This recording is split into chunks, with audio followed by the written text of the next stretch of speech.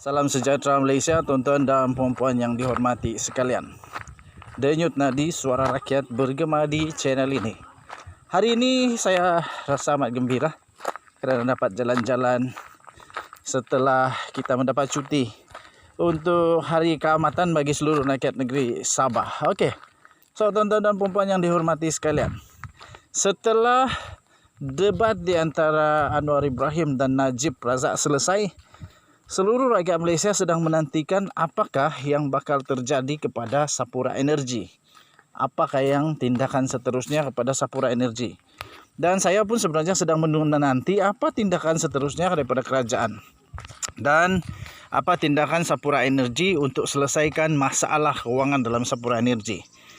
Okey, so ada berita terbaru yang baru saja kita terima mengenai tindakan yang telah diambil oleh Sapura Energy selepas sahaja debat yang dinantikan oleh seluruh rakyat Malaysia di antara Anwar Ibrahim dan Najib Razak. Telah dilaporkan di Malaysia kini, bertarikh hari ini 31 Mei 2021, baru saja diterbitkan pagi tadi. Akhirnya, seperti yang disangka, seperti yang dijangka, sudah dijangka bahawa Sapura Energy akan mungkin terpaksa survive sendiri, akan mungkin terpaksa untuk buat penyelesaian sendiri. Tapi ini satu perkara yang baik. Dan kita dapat maklumat bahawa Sapura Energy telah menjual kapal yang bernilai 71 juta US dollar. 7 kali 4 lebih kurang 300 juta ringgit Malaysia. Anak syarikat milik penuh Sapura Energy Berhad, iaitu Sapura 3000 Pta Ltd, telah memeterai satu memorandum perjanjian atau MOA untuk penjualan kapalnya yang dikenali sebagai Sapura 3000 dengan nilai lebih kurang 71.50 juta US dollar. Yang sekarang ini satu US dollar bernilai 4.36 ringgit Malaysia. Jadi 7 kali 4 berapa ya? Lebih kurang 300 juta ringgit Malaysia lah lebih kurang. MOA itu untuk menjual kapal, pasang pipe dan kren yang telah ditandatangani pada Jumaat lepas dengan Safin Feeder Company, Sole Proprietorship LLC, sebuah syarikat dalam Abu Dhabi Ports Group. Harga kapal itu berdasarkan kesediaan pembeli dan penjual selepas menjalankan proses permintaan untuk cadangan antarabangsa. Katanya dalam kenyataan itu lagi, cadangan langkah penjualan aset itu merupakan sebahagian daripada pelan tetapan semula kumpulan yang memberi tumpuan kepada kemampuan jangka panjang Sapura Energy dengan meningkatkan kedudukan kecairannya, menyelaraskan model operasinya dan menyediakan lebih fleksibiliti untuk pertumbuhan strategik, katanya dalam makluman kepada Bursa Malaysia semalam. Katanya tunai yang dijangka daripada cadangan penjualan Sapura 3000 itu akan digunakan untuk modal kerja dan mengurangkan pinjaman kumpulan. Penjualan aset itu dijangka selesai pada pertengahan Julai ini.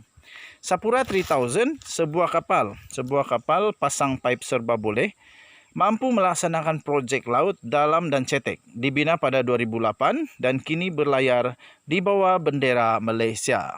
Okey, so pada pendapat saya, beginilah yang mungkin terpaksa dilakukan oleh Sapura. Tidak terlalu bergantung kepada bantuan kewangan daripada kerajaan, tetapi cuba dulu selesaikan dengan cara yang terbaik.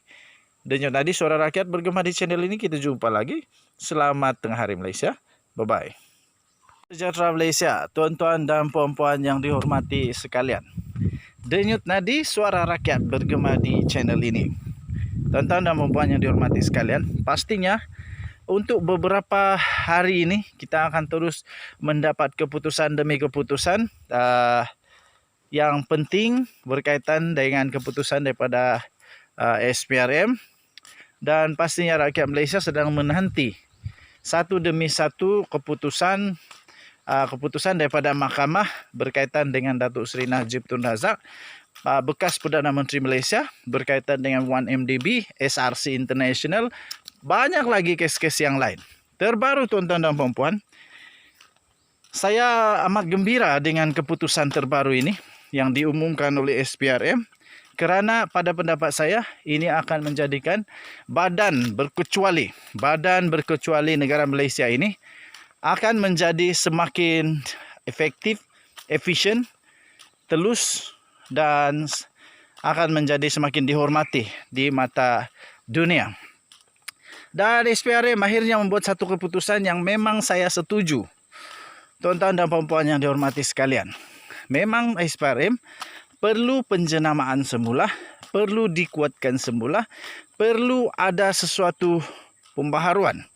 Dan mungkin inilah yang telah dilakukan, difikirkan oleh SPRM, sehingga mereka telah mengumumkan bahawa ada 6 yang telah dilantik sebagai ahli panel pemantau bebas SPRM. Inilah yang terbaik dan sepatutnya dilakukan lama dahulu, yaitu melantik ahli panel pemantau bebas SPRM.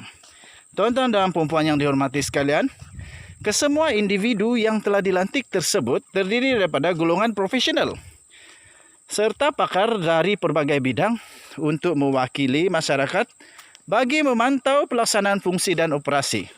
Yang ini yang saya setuju. Ini baru betul. Bukan hanya lantikan politik, kata ahli-ahli politik lah. Lantikan politik lah, itulah.